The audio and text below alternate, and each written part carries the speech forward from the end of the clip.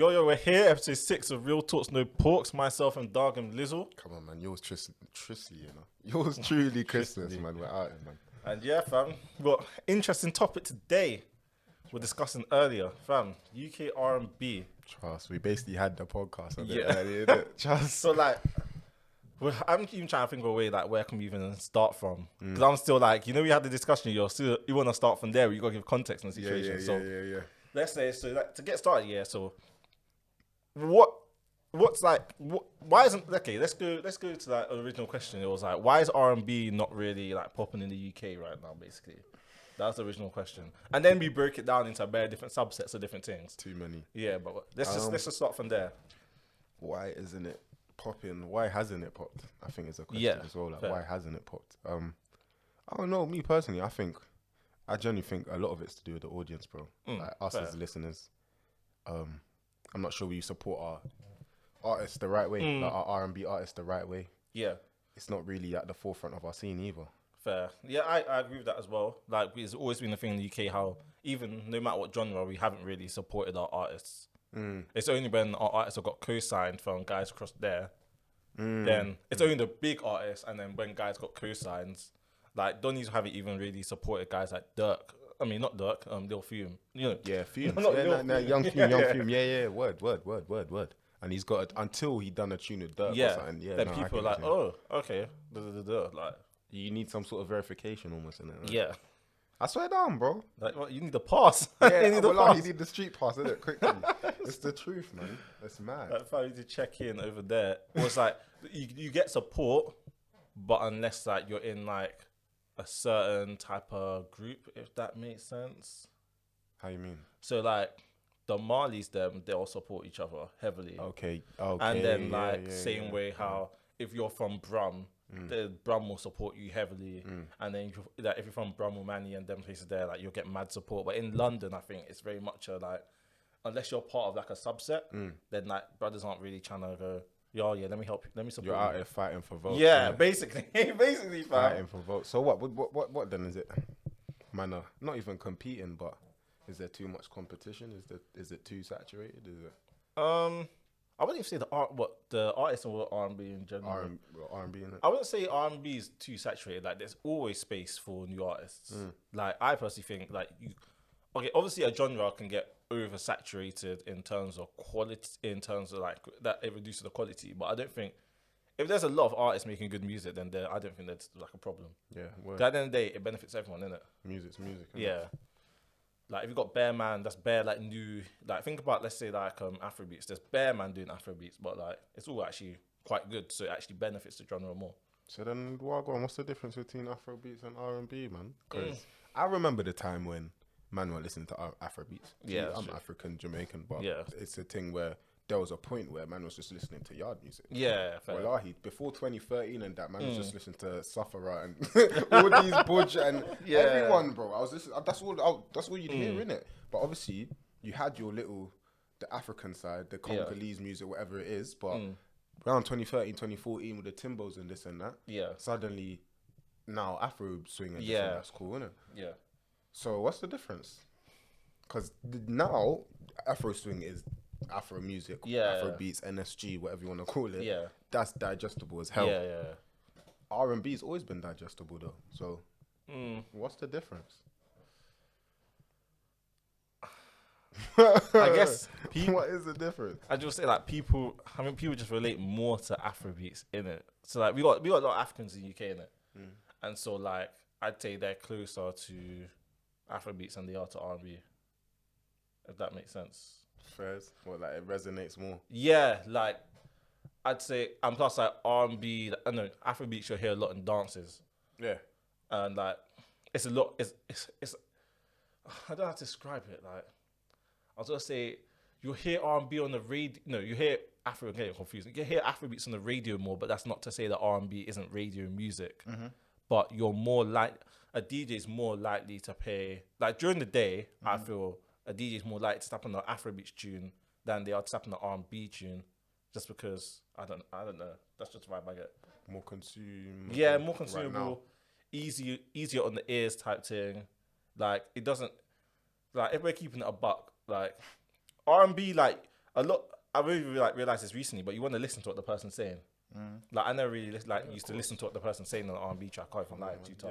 Yeah. But like Afrobeats, fam, I'm not gonna lie to you. You don't have to listen to what they're saying. Yeah. You really don't. Like you just have to hear the instrumental and a few like chorus things, and that's really it. And that's good, innit?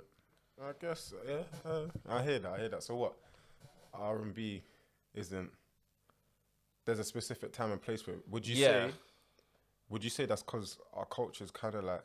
I don't want to actually just reduce it to this, but obviously our culture comes from Jamaica a lot as well, and scene-wise, like grime and jungle, all of it. Like a lot of it is Jamaican. So would you say because of that dance-ish culture? Do you get what I'm saying when I say dance culture? Like you're saying on radio, them man are gonna play like in UK ears, man in day to day are just ready to listen to Afrobeats or just listen to the pop music like the Young Banes and this and that, and we're not ready to listen to R&B per se in the day. Is that what you're saying? Because I can listen to R&B all day long. True.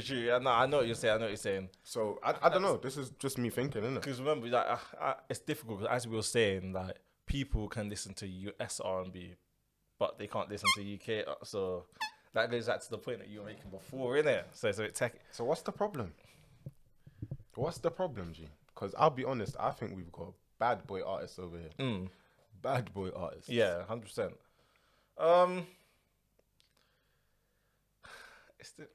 It might be as you said, isn't it? Elaborate for them. Audience. Yeah, elaborate for them. I don't know, bro. I'll be honest. It's an option. It's an option. We're not saying it is this. Like, we're open-minded people, but... Brother, trying to hang me up already, innit? Hey, fam, just put a disclaimer there, fam. Like, no, I'll be honest. I just think us as listeners, I don't think we're ready for R&B. Fair. In the UK.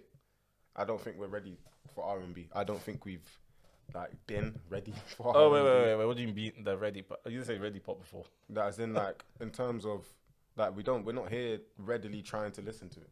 Oh, okay. It's not something that many people would go to in the first thing in their playlist in the UK. Right now, what's kicking is drill and all the rest of it, UK rap and this and that, innit? Like I don't think we have that audience. Not to there's bare people that listen to R&B. Yeah. Bare people. Yeah, we're not saying that people don't listen to it. Like bare man listen to it. Bare people. But it's not the in thing. Fair. It's not the in thing, and it's almost like it comes from it's not cool to listen to R&B, G. Fair. Okay, yeah, I can hear you on that still. Like, would you say... I don't know, man. I don't know. That's because there hasn't been, like... 'Cause I remember there was this discussion on Twitter. I just remembered it now. Would you say it's because it's, like... Okay, well, it's not the... Wait, did I just do an ad-lib sound? No, I heard that. I was like, wait, what happened there? But, would you say because... that's because there isn't a platform necessarily. What for R&B? Yeah, but then but there isn't even one in like them. Because I'm thinking, would you say that GRM's been a big part of pushing? For sure, we can't deny that. For sure, like GRM link up to SBT, all of it. But I can't say that though. Fair. I can't say just because there's no platform. Oh, I can also say over them sides there isn't really a platform like that either. So good music is just good music at the end of the day, innit? So if man I don't know, G.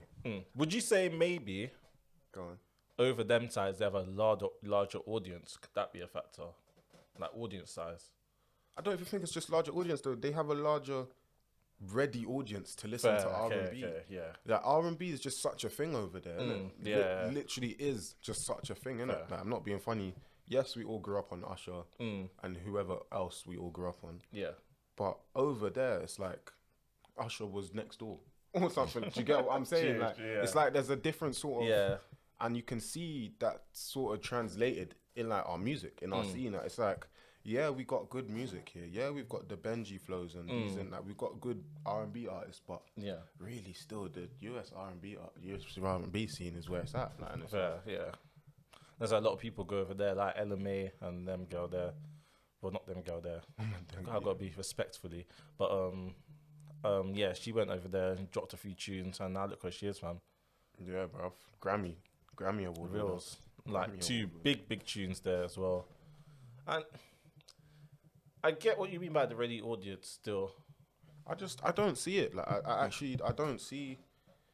I know, there's definitely bare R&B listeners. Yeah. But it's just not an R&B community. Yeah, almost. okay. Do you get what I'm Yeah. saying? Like, it's not like man are waiting to hear so and so drop his next R&B tune. Like it's I feel in the UK we have we're very pop heavy. very pop heavy. Like I don't know. I don't know how big pop is in the US. I assume it's relatively big, but Pop? Do you mean popular or pop as in pop tunes? like pop tunes like Taylor Swift and them and the Okay, yeah, we are pop heavy as well. Yeah. like I think in the obviously in the US it's popular. Like but like I'd say in terms of concentration, I feel like we're very much like pop is like like pop and like club music, if you see me. Like that is a really like heavily concentrated thing here, in my opinion. No, definitely. And I think, like you're saying, And like even urban music's only just started to creep in like the past like. but even that still links into what you're saying though. Urban or not, it still fits into that club scene. And that's what I was trying to kind of say with that dance culture. If man can't dance to it, man don't care about it right now. Simply put, I'm not gonna lie to you, that's the way it is. If man can't dance to it, man can't go ham to it. If man can't, man don't care about it, Man are blunt people in the UK, we're cold hearted or something. I don't know where that's come from. But it's not something that we're looking to digest. Fair. We're not like, I'm sorry to say it. I don't want to, but it's just the truth. Like I see people listen, but I don't see people tap in the same way. Fair. It's like anyone tapped into the groundwork cipher. Yeah, fair. How many? They got what, 1 million in 3 days or whatever. Yeah. That was a new thing. Do a groundwork cipher for R&B though. Fair, yeah, I get you. But would you say though that let's say something like the groundwork cipher, that's a lot more it's easy to digest, like content wise. Yeah. So, but then that does relate to your point of us being blunt people. So, Bro, we're not ready for it, man. We're not ready for it, man. alright, so how would you, let's say, how would you say what would you say the R&B scene needs to do in the next, let's say, 1 to 3 or 3 to 5? Like I said, my thing was artists got to work on how they market themselves and thing. You said something interesting actually. You were saying that them and they need to change so the way they market themselves basically. Yeah, my thing was basically that a lot of artists need to stop seeing themselves as just artists and realize that like you do need, as much as you love making music, you need to have your in-house pattern. And then you were talking about you mentioned like people's teams, because we were talking about album rollouts, innit?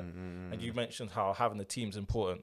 And like, let's say Chip, he got the Billboard in New York thing, and that's because, and I was like, obviously not everyone can get that, but at the same time you're like, yeah, he has a good team, and then that's a good point, because a lot of them, I feel like they focus on their art and their craft so much that they forget that like music's a business. It's a business straight. Like you can't sugarcoat it. Like you can't just call yourself an artist, bro.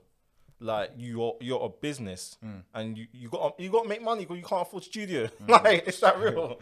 You can't afford studio. You can't afford to upload all your tunes and thing. Like it's so real. So like you gotta get your team patterns. Like you gotta know who's like how you're gonna roll out your tunes. Like you can't just, obviously social media is great because you can just drop a tune and it can reach a lot of people.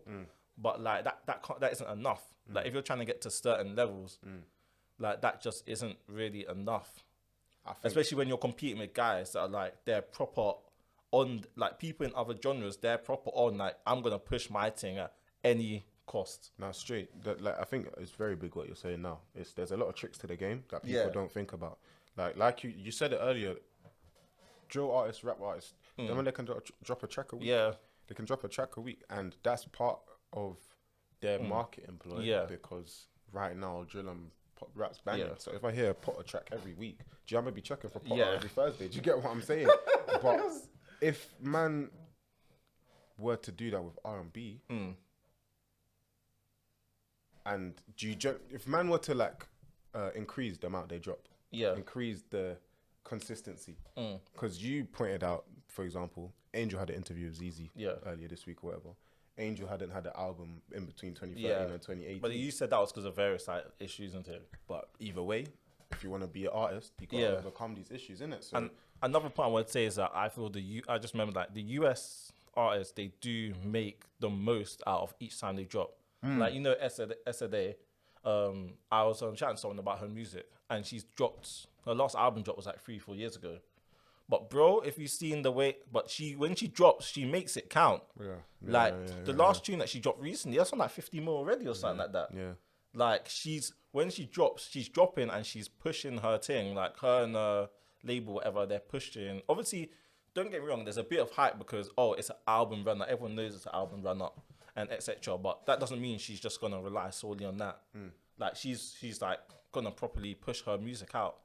And like I feel like a lot of people like they won't push their thing properly, essentially. Yeah. Like I think it comes back again to what you said. They rely on the talent. One thing about singing, it's different to like rap. Yeah. Because it's very evident if you're better than someone that's singing. Yeah. But it's a lot less evident with like rapping. Yeah. So, do you get what I'm saying? Yes, you can flow harder. Yes, you can bar better. But if you can just sing. Yeah, I get what you mean. Like you're better than someone that just can't sing, innit? Yeah. So. And plus with the singing thing, there's so many like different like sub-genres to each like singing thing as well that like can make it so techie. Like there's so many like nuances in singing. Like just because you don't fit into this spot, you might fit into this spot or this spot. Like so like it's mad. And I do think people just genuinely think I'm hard. I can sing better than most people. They should try carry me, innit? Yeah. And yeah, man, it's peak because the game is really made up of tricks and madnesses. Because when you see people like what's her name? Is it not Enya? Annie? Or the Penga Black Girls Go. Oh yeah. When you see I think it's like Emmy or something. Any something like that. With Georgia Smith on that. Yeah. When you see someone like that drop beginning of the year and then next couple tunes drop that and now she's on colours and that, I think it's a one trick pony thing. Yeah. The R&B thing in the UK, if someone genuinely wants to bust it, like genuinely, it has to be a forced effort, man. it has to Or be. you can take the alternative. Fly over there, bro. I don't really rate that thing there. Yeah, I get what you mean. Like I respect it because once them and they're calling you, fucking hell, go. Yeah, like that's true. The label that Angel said the person that signed them signed Chris Brown, Miguel, like that roster's stupid and you're on that roster as well. Like you can't say no to some things, like, you think you're gonna see Chris Beauty and Miguel as past artists and be like, nah. What? Like impossible, G. You're not. So I think man need to know, there's a lot that's gonna need to be done in it.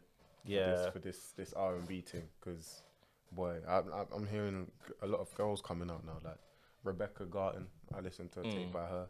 It's decent, but it's just like I don't know if we are gonna give you the right audience. For you to platform from this tape. Because you were saying like guys like Western, like they were in Uganda doing them. I went out to UG and my cousins were saying, people from your country came a week ago and filled out a football field or whatever. Like it's not to say man aren't hearing you. Yeah. It's man aren't feeling you. Yeah. How many times can man have a tour or a tape or whatever it is and man aren't going to the tour or buying it? I was literally one of Chip's first bars in the tape. But man say they're your dad, but they won't even buy your tape or whatever it is. It's like it was like when you said the brothers will spend £70 on like Crow, but they won't buy your tapes like, 7 times or whatever it is, and that's the truth, G. Like not to say you have to support your people, them or whatever. Like, you have to support your people, but support what's good, innit? Yeah, 100%. Like if it's not high quality, like you don't have to. 100%, G. You don't feel obliged, but at the same time, do try and support what's yours. Do try and support what's yours. So if you recognize something's good and it's from you, Bloodseed, give them man a chance, man. Yeah, because we've had enough artists in the UK that I'd say they might have done the right things, but definitely just the support just wasn't there. Most definitely, fam. Jesse Blood Clot J or whatever, bruv. Like, there's too many people where it's like you guys are insanely talented. Yeah. Oh, bro, people don't deep how nuts of like people tried to call her out on her singing, saying it was fake. Bro, her live singing is nuts. Jessie J is one of the best singers we've produced. Bro, her live singing is Period. G. And it's like, not to say she didn't have her thing, because she did have her thing. Yeah. But why is she still not here now? Yeah, like, that's the thing. What have we done to not bust them the same way that Yeah. over there people like Kelly Rowland can probably still come out and drop? Do you get what I'm saying? Like, Yeah. it's like, nah, man, we're not helping them, man. There, bro. We're not. We're not, and it's sad to see, man. It's sad to see. I think we second rate our scene a little bit. Probably. I get you on that. And it's sad, man. Nah, I think in the next few years, it might start to come back. I think it's gonna start to come back up because I've seen quite a few platforms that are like really pushing R&B and this. Yeah. So I think it'll be very interesting, like a scene that if you're trying to keep up with trends and thing to tap into, because there's quite a few platforms. There's like R and Brit UK. Yeah. There's what's that one? There's one on Twitter basically. Breaking Notes. They started doing a platform for like R&B freestyles and thing, and I think that's going to be good for the scene because at the end of the day, you do need a platform for like. That's one thing that's helped like UK rap music. They've had a platform. Yeah, for real. You've got multiple platforms. We've had that was a big thing. Yeah, and like you can't deny its effect. Like, nah, 10 years, G. yeah, the whole decade that I want to say, to be honest, the last decade was the making of the scene, and if it weren't for those 3 labels or whatever, then yeah, probably 4. Let's say Press Play and all these. Yeah, but yeah, man, definitely. But yeah, fam, that's Real Talks No Ports episode 6 wrapped up. You man, let us know your thoughts as well on the topic. Like, what you think R&B in the UK is going to go to? If you think there's any issues that we didn't touch upon, there probably are. So don't get onto us for it still. But like, we can't cover everything, can it? Get onto man. I don't mind. But yeah, fam, that's myself and Dog and Lizzle. It was truly Christmas, man. And we out.